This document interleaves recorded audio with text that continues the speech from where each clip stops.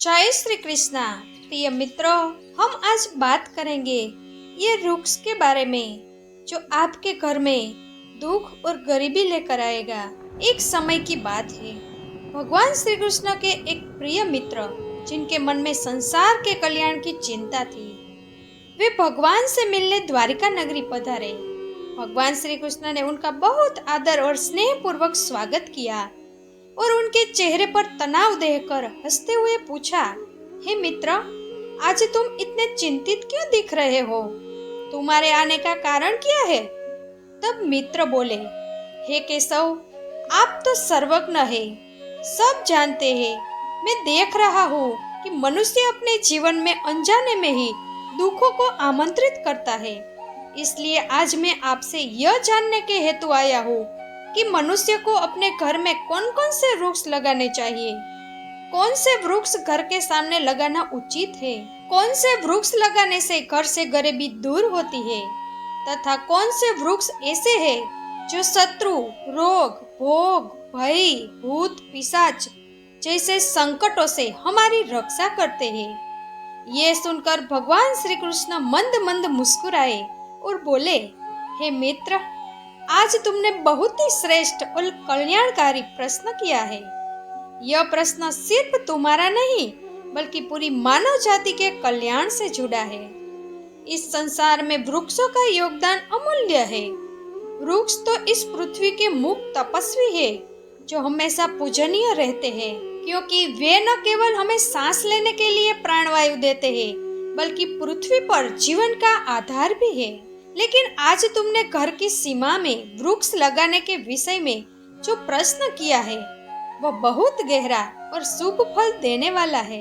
भगवान आगे बोले, सचमुच जब कोई मनुष्य अपने घर के पास योग्य वृक्ष लगाता है तब वह न केवल अपने घर की सुंदरता बढ़ाता है बल्कि वह अनजाने में है अपने ही जीवन में दिव्य और सकारात्मक ऊर्जा का संचार भी करता है।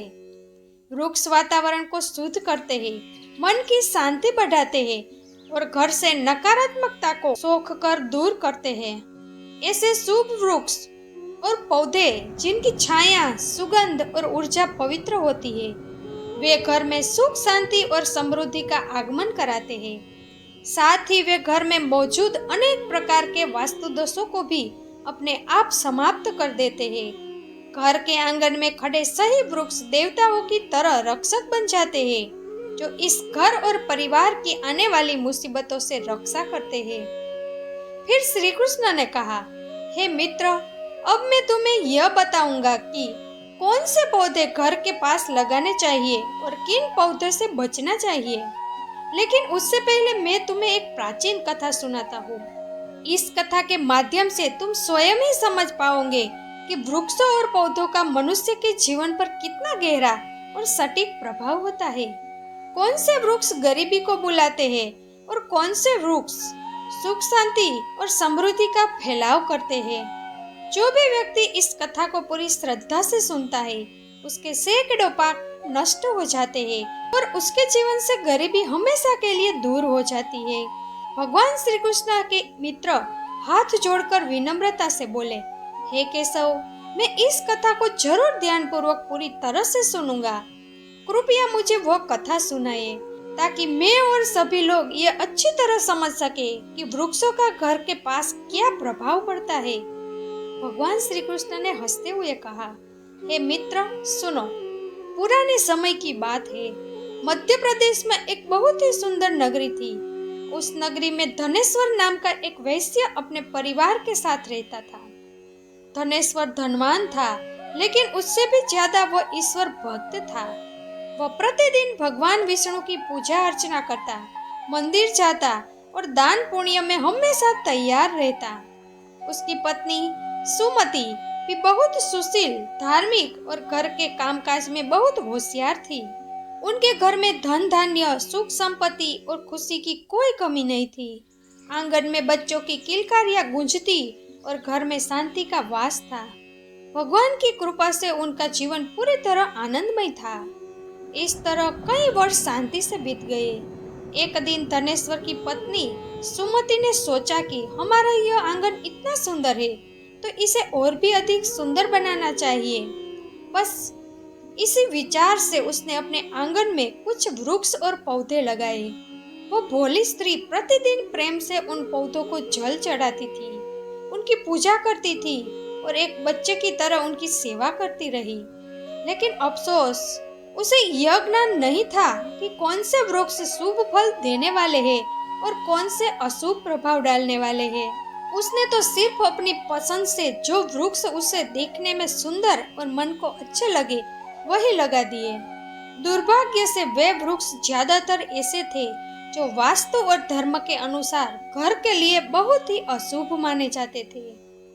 समय बीतने के साथ वे पौधे बड़े होने लगे और साथ ही उनके घर में भी धीरे धीरे अशुभ लक्षण दिखने लगे। पहले धनेश्वर के चलते व्यापार में अचानक भारी नुकसान हुआ। उसके बाद जिस घर में कभी ऊंचा स्वर नहीं सुनाई देता था, वह घर में क्लेश और विवाद बढ़ने लगे। छोटी छोटी बातों में पति पत्नी में बार बार झगड़े होने लगे। जैसे जैसे वे अशुभ वृक्ष बड़े होते गए और उनकी छाया घर पर पड़ने लगी, वैसे वैसे उनके जीवन में दुख, गरीबी और क्लेश बढ़ने लगा। धनेश्वर का व्यापार पूरी तरह डूब गया। घर में रखा सारा धन धीरे धीरे समाप्त हो गया। यहाँ तक कि जिस घर में अन्न के भंडार थे, वहाँ भोजन के लिए भी पैसा नहीं बचे। भूख और चिंता से घर का वातावरण भारी हो गया। धनेश्वर की पत्नी जो कभी आनंदित रहती थी, वह अब बहुत दुखी रहने लगी। कभी वह अपने पति पर क्रोध करती तो कभी खुद को दोष देती। एक दिन उसने गुस्से में आकर कहा, हे स्वामी, अब तो कुछ काम करो, ऐसे कब तक बैठे रहोगे? कहीं जाकर थोड़ी कमाई लाइए। तब धनेश्वर जो खुद टूट चुका था, वह गांव-गांव घूमकर काम मांगने लगा। लेकिन भाग्य जैसे रूठ गया था, कोई भी उसे काम नहीं दे रहा था। थक कर वह घर वापस आया और निराश होकर बोला, हे प्रिय, मैंने हर जगह प्रयत्न किया पर मुझे कहीं भी कोई काम नहीं मिला। अब मैं कहाँ जाऊँ? ये सुनकर सुमति और दुखी हो गई। धीरे धीरे उन्होंने घर के सारे गहने एक एक करके बेच दिए। जो थोड़ा बहुत अनाज मिला उससे उन्होंने कुछ दिन पेट भरा, लेकिन अब उनके पास कुछ भी नहीं बचा था। इस तरह सिर्फ अनजाने में लगाए गए अशुभ वृक्षों के कारण वह परिवार जो कभी समृद्ध और आनंद का प्रतीक था, वह पूरी तरह गरीबी और दुख में डूब गया। लेकिन धनेश्वर और सुमति यह नहीं समझ सके कि उनकी इस दुर्भाग्य का मूल कारण उनके ही आंगन में लगे वे अशुभ वृक्ष थे। फिर एक दिन की बात है, जब धनेश्वर और सुमति अपनी हालत पर दुखी और अत्यंत गरीब हो चुके थे, उसी समय एक साधु महात्मा उनके दरवाजे पर पधारे। वे साधु महाराज तेजस्वी चेहरे वाले, शांति और करुणा से भरे एक दिव्य आभा वाले थे। उन्हें देखते ही धनेश्वर को लगा कि जैसे कोई देवदूत आए हैं। वह तुरंत खड़ा हो गया, दोनों हाथ जोड़कर नम्रता से प्रणाम किया और बोला, हे साधु महाराज, पधारिए, इस गरीब के घर में आपका स्वागत है। कृपया बताइए, मैं आपकी किस प्रकार सेवा कर सकता हूँ? साधु महाराज ने शांत आवाज में कहा, हे सज्जन, मैं कई दिनों से तीर्थ यात्रा पर हूँ। लगातार चलते हुए मैं बहुत थक गया हूँ, इसलिए आराम करने के लिए कोई स्थान ढूंढ रहा था। अगर तुम्हें कोई आपत्ति न हो तो मुझे तुम्हारे घर में थोड़ा समय रुकने दो।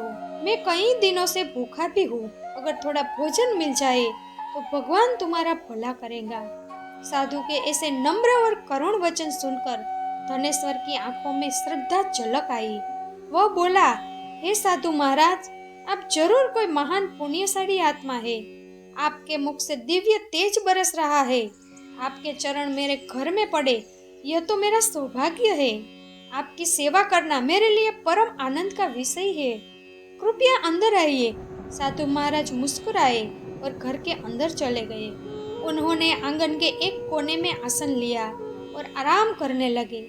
धनेश्वर ने बहुत आदर से उनके चरण धोए, उन्हें पीने के लिए जल दिया और नम्रता से उनकी सेवा में लग गया। लेकिन उसके घर में तो अन्न का एक दाना भी नहीं था। उसका हृदय दुखी हो गया कि वह अतिथि को भोजन कैसे कराएगा। थोड़ी देर बाद वह अपनी पत्नी से बोला, हे प्रिय, आज हमारे घर जो साधु महात्मा पधारे हैं, वे कोई साधारण व्यक्ति नहीं है, वे बहुत पुण्यशाली लगते हैं। उनकी सेवा करना हमारे जीवन का सबसे बड़ा अवसर है। हमें चाहे जो हो जाए, उन्हें भोजन कराना ही चाहिए। मैं गांव जाकर किसी से थोड़े पैसे उधार मांग लाता हूँ। इतना कहकर धनेश्वर घर से निकल पड़ा। वह गांव के एक धनवान सेठ के पास गया और विनम्र स्वर में बोला, हे सेठ जी, कृपया मुझे थोड़ी राशि उधार दे दीजिए। मेरे घर एक संत महात्मा आए हैं और मुझे उनकी सेवा करनी है। सेठ ने कठोरता से जवाब दिया, धनेश्वर, तुम्हारे पास तो फूटी कौड़ी भी नहीं बची है। तुम मेरा धन कैसे वापस करोगे? जाओ, यहाँ से चले जाओ। धनेश्वर ने अपनी पगड़ी सेठ के चरणों में रखकर बोला, हे सेठ जी, मुझ पर दया कीजिए। आज मेरे धर्म का सवाल है। मैं वचन देता हूँ, जल्द ही आपका धन वापस लौटा दूंगा। यदि मैं न चुका सका तो आप मेरा यह घर ले लेना। सेठ थोड़ी देर सोच में पड़ा। उसकी कठोरता थोड़ी पिघली और उसने कहा, ठीक है, यदि तुम अपना घर दांव पर लगाते हो तो यह धन ले जाओ, लेकिन याद रखना, यदि समय पर वापस नहीं दिया तो तुम्हारा घर मेरा होगा। धनेश्वर ने दृढ़ आवाज में कहा, हे सेठ, मैं वचन देता हूँ। फिर उसने सेठ से थोड़ा धन लिया और बाजार गया। वहां से दूध, चावल, सब्जी, आम, आटा और शक्कर आदि जरूरी वस्तुएं खरीदी और घर वापस लौटा। उसने खुश होकर अपनी पत्नी से कहा, हे प्रिय, व्यवस्था हो गई है। अब तुम उन साधु महात्मा के लिए प्रेम पूर्वक भोजन बनाओ। सुमति ने तुरंत रसोई तैयार की। जल्दी से स्वादिष्ट भोजन बनाकर उसने थाली में परोसा और बहुत विनम्रता से साधु महाराज के सामने रख दिया। साधु ने प्रेम पूर्वक भोजन किया। उनकी आंखों में करुणा और संतोष झलक रहे थे। भोजन समाप्त होने के बाद जब वे साधु महात्मा धनेश्वर के घर से जाने लगे, तब उन्होंने प्रेम पूर्वक कहा, मैं तुम्हारी भक्ति, सेवा और आदर सत्कार से बहुत प्रसन्न हुआ हूँ। तुम्हारे अंदर जो सच्चाई और श्रद्धा है, वह इस कलयुग में शायद ही दिखने को मिले। इसलिए मैं तुम्हें आशीर्वाद देता हूँ। जो भी तुम्हारी मनोकामना है, संकोच के बिना मुझे बताओ, मैं उसे जरूर पूरी करूँगा। धनेश्वर बहुत विनम्र होकर बोला, हे महात्मा, आपका आशीर्वाद ही हमारे लिए सबसे बड़ा वरदान है। लेकिन एक बात मेरे हृदय को हमेशा दुख देती है। मैंने हमेशा भगवान विष्णु की भक्ति की है, सत्य का मार्ग अपनाया है, कभी किसी का बुरा नहीं किया, फिर भी मुझे गरीबी और दुख का जीवन क्यों भोगना पड़ रहा है? कृपया बताइए, हमसे ऐसा कौन सा पाप हुआ जिसके कारण हमारे जीवन में इतना कष्ट आया? और हे प्रभु, इस गरीबी से मुक्ति का क्या उपाय है? साधु महाराज ने शांत दृष्टि से उसकी ओर देखा और बोले, वत्स धनेश्वर, जब मैं तुम्हारे दरवाजे पर पहुंचा था, तभी मुझे समझ में आ गया था कि तुम्हारे घर में यह घोर गरीबी क्यों आई है। तुम्हारा हृदय तो शुद्ध है, लेकिन तुम्हारे घर के आसपास तो जो वातावरण है, जो ऊर्जा है, उसमें दोष उत्पन्न हो गया है। तुम्हारे घर के आंगन में और सीमा के पास जो वृक्ष लगे हैं, वही तुम्हारी गरीबी और संकटों का मूल कारण है। तुम्हारी पत्नी ने भोलेपन में और अनजाने में ही कुछ ऐसे वृक्ष लगा दिए हैं जो वास्तु और धर्म के अनुसार घर के लिए बहुत ही अशुभ माने गए हैं। इन्हीं वृक्षों के नकारात्मक ऊर्जा ने तुम्हारे घर की लक्ष्मी को रुष्ट कर दिया है और सकारात्मक ऊर्जा को रोक दिया है। इसलिए सबसे पहले इन अशुभ वृक्षों को हटाओ और उनके स्थान पर शुभ और पवित्र वृक्ष लगाओ। धनेश्वर ने बहुत विनम्रता से कहा, हे महात्मा, आप साक्षात ज्ञान के सागर हैं। कृपया मुझे विस्तार से बताइए कि कौन से वृक्ष घर के पास लगाने योग्य है, जिससे हमारे जीवन में फिर से सुख, शांति और समृद्धि लौट सके, और कौन से वृक्ष हमें कभी नहीं लगाने चाहिए। मैं आपकी सारी आज्ञा का पालन करूंगा। साधु मुस्कुराए और बोले, अब ध्यान पूर्वक सुनो। मैं तुम्हें उन सभी पवित्र वृक्षों के बारे में बताता हूँ जिन्हें घर के पास लगाने से शुभ फल की प्राप्ति होती है और जीवन से गरीबी दूर होती है। पीपल का वृक्ष। सबसे पहले सुनो पीपल का वृक्ष। पीपल का वृक्ष इस पृथ्वी पर साक्षात श्री हरि विष्णु का रूप माना गया है। किसी तालाब, नदी या पवित्र स्थानों के पास पीपल लगाने का फल सैकड़ों यज्ञों के बराबर होता है। जब पीपल के पत्ते उस जल में गिरते हैं, तब वे पिंड के समान बनकर पितरों को तृप्ति देते हैं और सभी प्रकार के पितृदोष समाप्त कर देते हैं। जो मनुष्य प्रतिदिन स्नान के बाद पीपल का स्पर्श करता है, वह मानो साक्षात ईश्वर को स्पर्श करता है और पापों से मुक्त होकर हमेशा विजय प्राप्त करता है। पीपल को स्पर्श करने से लक्ष्मी की कृपा प्राप्त होती है और उसकी परिक्रमा करने से आयु में वृद्धि होती है। पीपल की जड़ में भगवान विष्णु, तने में भगवान शंकर और अग्रभाग में ब्रह्मा जी का निवास बताया गया है। अमावस्या के दिन पीपल को प्रणाम करने से जो पुण्य मिलता है, वह हजारों गायों के दान के बराबर होता है। इस संसार में पीपल जैसा दूसरा कोई पवित्र वृक्ष नहीं है, क्योंकि स्वयं श्री हरि इस वृक्ष के रूप में धरती पर विराजमान है। जो व्यक्ति पीपल को काटता है या उसकी डाली तोड़ता है, वह महान पाप का भागीदार बनता है और एक कल्प तक नरक में यातना भोगता है। इसलिए हे वत्स, पीपल की सेवा करो, उसे जल चढ़ाओ और कभी नुकसान न पहुंचाओ। यह वृक्ष धन, संतान और सुख का स्रोत है। आगे साधु ने कहा, अब सुनो दूसरा वृक्ष, आंवले का वृक्ष। आंवला सभी लोकों में पवित्र और शुभ माना गया है। इसे अमृत फल कहा गया है। इसे लगाने से और उसकी पूजा करने से मनुष्य जन्म मृत्यु के बंधन से मुक्त होता है। यह वृक्ष भगवान विष्णु को बहुत ही प्रिय है। जो व्यक्ति प्रतिदिन उसका सेवन करता है या उसकी छाया में बैठकर ध्यान करता है, उसके शरीर और आत्मा के सभी पाप नष्ट हो जाते हैं। आंवला खाने से मनुष्य की आयु बढ़ती है, उसका शरीर मजबूत और रोग मुक्त रहता है। जो मनुष्य प्रतिदिन आंवले का सेवन करता है, वह दीर्घायु, तेजस्वी और बलवान बनता है। आंवले का रस पानी में पिलाकर पीने से सभी प्रकार के रोगों का नाश होता है। खासकर आँख, त्वचा और मन के विकार दूर होते हैं। यदि कोई व्यक्ति आंवले का जल स्नान में मिलाकर स्नान करे, तो उसके जीवन से गरीबी, क्लेश और दुर्भाग्य दूर हो जाते हैं तथा वह सभी प्रकार के ऐश्वर्य और सौभाग्य का अधिकारी बनता है। जिस घर में आंवला हमेशा मौजूद रहता है, वहाँ दैत्य, राक्षस और नकारात्मक शक्तियाँ कभी प्रवेश नहीं करती। एकादशी के दिन यदि आंवले का सेवन या दर्शन किया जाए, तो मनुष्य को वह पुण्य प्राप्त होता है जो सभी तीर्थों के स्नान से भी अधिक होता है। अपने बालों में आंवले का प्रयोग करने वाला मनुष्य लंबी आयु भोगता है और उसे मृत्यु के बाद फिर से इस दुनिया में जन्म नहीं लेना पड़ता। जिस घर में दरवाजे या आंगन के पास आंवले का वृक्ष होता है, वह साक्षात श्री लक्ष्मी नारायण का निवास माना गया है, क्योंकि वह स्थान पवित्र, समृद्ध और शांति से भरा रहता है। अब सुनो, साधु आगे बोले। तीसरा वृक्ष और शुभ वृक्ष है अशोक का वृक्ष।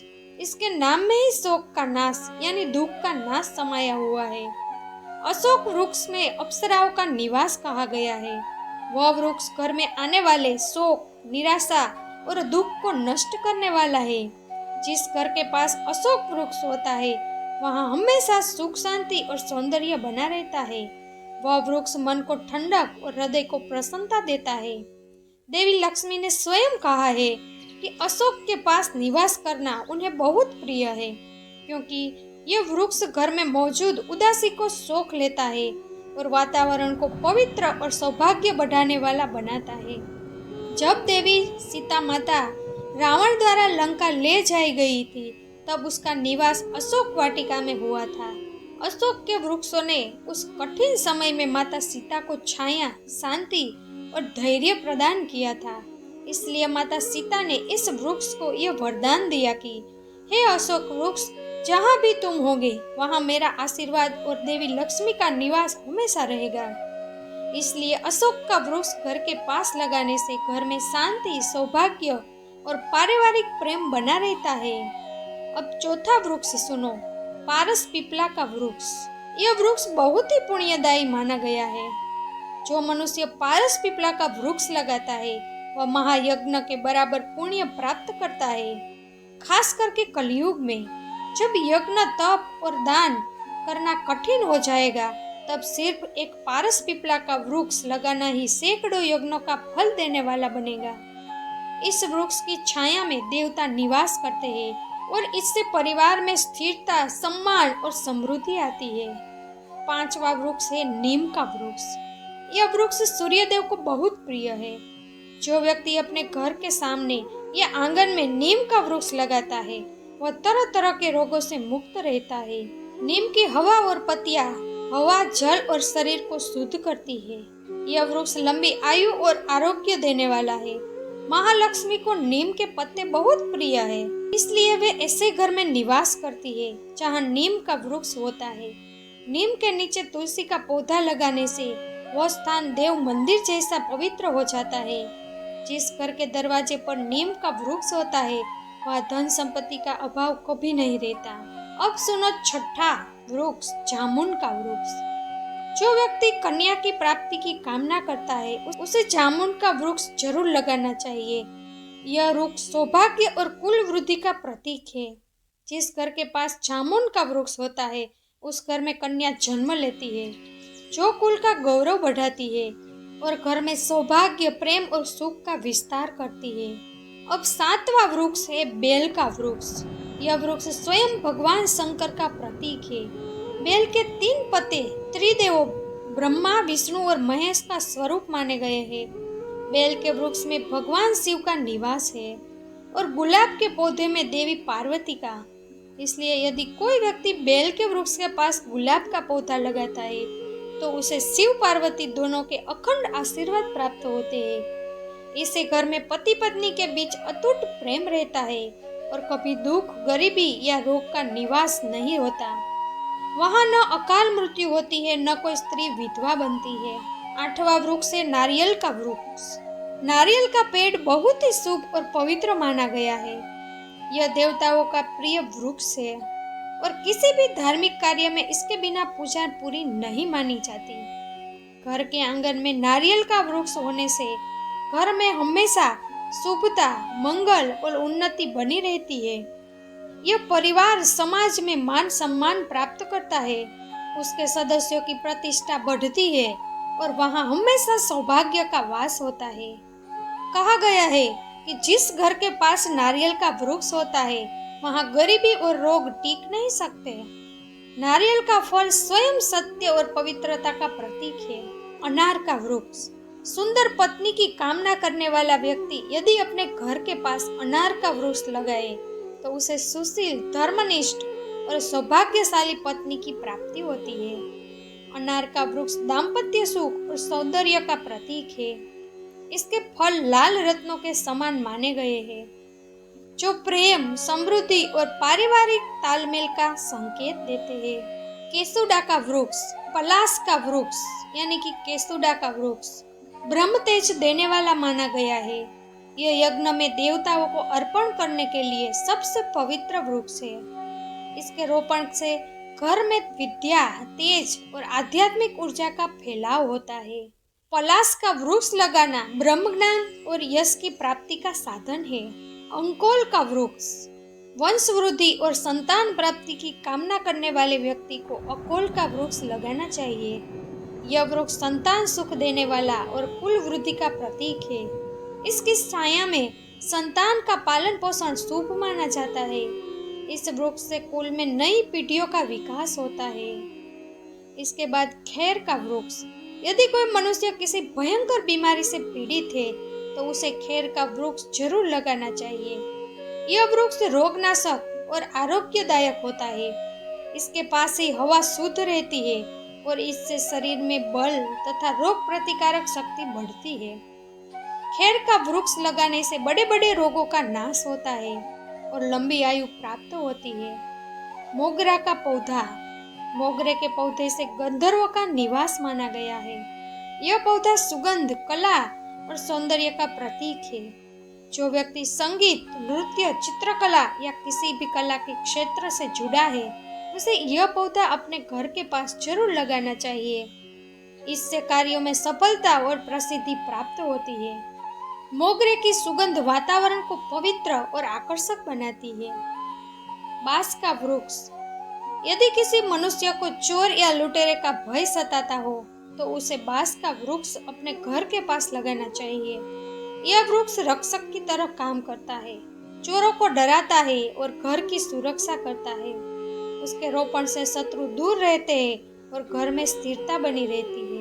चंदन और कटहल के वृक्ष दोनों ही पुण्य और लक्ष्मी देने वाला है। चंदन का वृक्ष शांति, भक्ति और पवित्रता का प्रतीक है, जबकि कटहल का वृक्ष समृद्धि और संतोष देता है। ये दोनों वृक्ष घर में होने से दुख, गरीबी और भय समाप्त हो जाते हैं। ताड़ या कनक चंपा के पौधे लगाए जाए तो घर में धन संपत्ति और वैभव की वृद्धि होती है।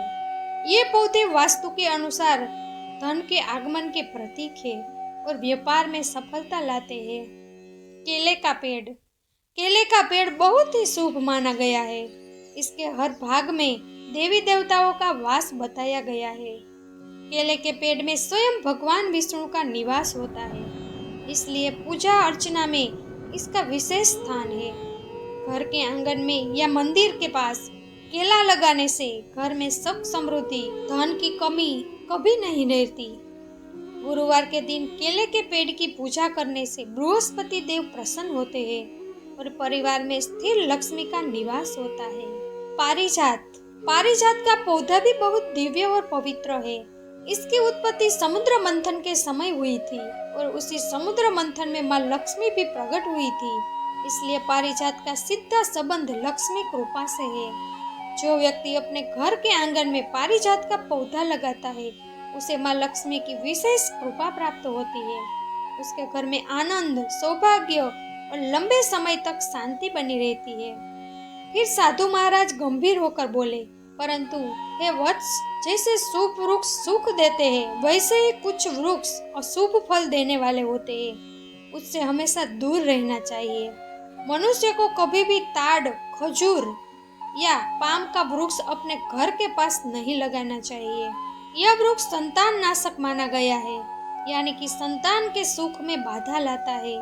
जिस घर के पास यह वृक्ष होता है वहाँ संतानों की उन्नति रुक जाती है और परिवार में असंतोष बढ़ता है। इसी तरह बहेड़ा का वृक्ष भी घर के पास नहीं लगाना चाहिए, क्योंकि इस वृक्ष पर प्रेत और अशुभ शक्तियों का वास माना गया है। जो व्यक्ति बहेड़ा का वृक्ष लगाता है वह स्वयं प्रेत योनियों में चला जाता है। इसके नीचे बैठकर कभी पूजा पाठ नहीं करनी चाहिए, न भोजन करना चाहिए और न आराम करना चाहिए। यदि किसी मनुष्य को शत्रुओं का भय सता रहा हो तो उसे अपने घर के पास केवड़ा का वृक्ष जरूर लगाना चाहिए। यह वृक्ष शत्रुओं का नाश करने वाला और रक्षक माना गया है। इसके प्रभाव से शत्रु स्वयं ही दूर भाग जाते हैं और घर की रक्षा होती है। साधु महात्मा आगे बोले, हे वत्स, ध्यान रख, घर में कुछ ऐसे पौधे और वृक्ष होते हैं जिनका रोपण करना बहुत ही अशुभ माना गया है। मनुष्य को कभी भी ऐसे पौधे नहीं लगाने चाहिए जिनके तने या डालियों को काटने या तोड़ने से दूध निकलता हो। ऐसे दूध वाले पौधों में नकारात्मक शक्ति का वास होता है, जो परिवार में क्लेश, चिंता और गरीबी लाते हैं। घर के सामने कभी भी बबूल का पेड़ नहीं लगाना चाहिए, क्योंकि इसे लगाने से घर में मुसीबतें आती है, परिवार में मतभेद और विवाद बढ़ते हैं। बबूल की कंटीली प्रकृति गृहस्थ जीवन में वैर और कड़वाहट को जन्म देती है। वह जीवन में कांटों की तरह चुभता है।